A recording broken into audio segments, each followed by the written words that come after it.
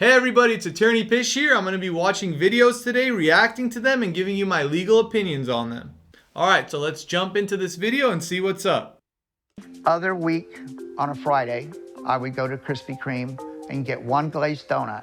I only get one every other week because I don't want to gain weight. I mean, I could eat a dozen. They are as addictive as cocaine. And they said, okay.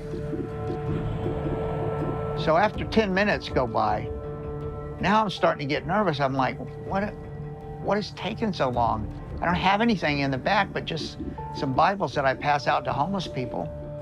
So they came out and they said, okay, we found it.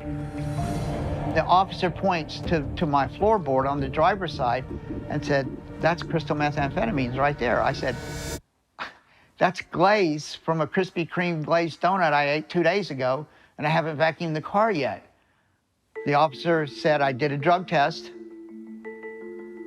and it came out positive for crystal methamphetamines. I said, do I look like somebody that would take crystal methamphetamines? Okay, besides the fact that this man shouldn't have consented to a search, which he did, the officer makes a big mistake here. He searches the man's vehicle and then thinks that the glaze from a Krispy Kreme donut is crystal methamphetamine.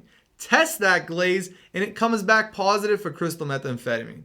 Those test kits that police officers use are highly unreliable. Certainly you would think a police officer would recognize donut glaze as probably on the front of their uniform. Yeah, you would think so. You would think a cop would recognize donut glaze versus crystal methamphetamine.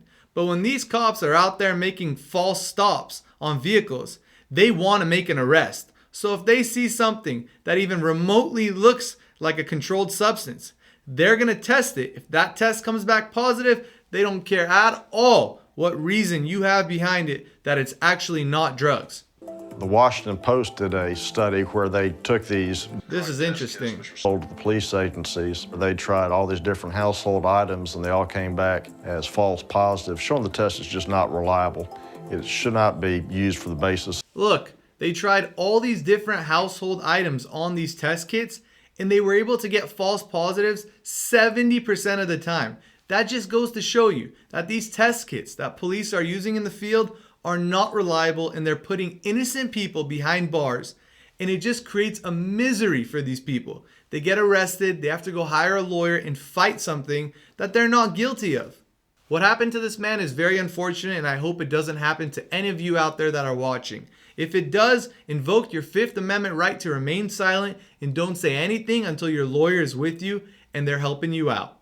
If you like my content, please subscribe and I'll keep making these reaction videos for you every single week. Stay tuned.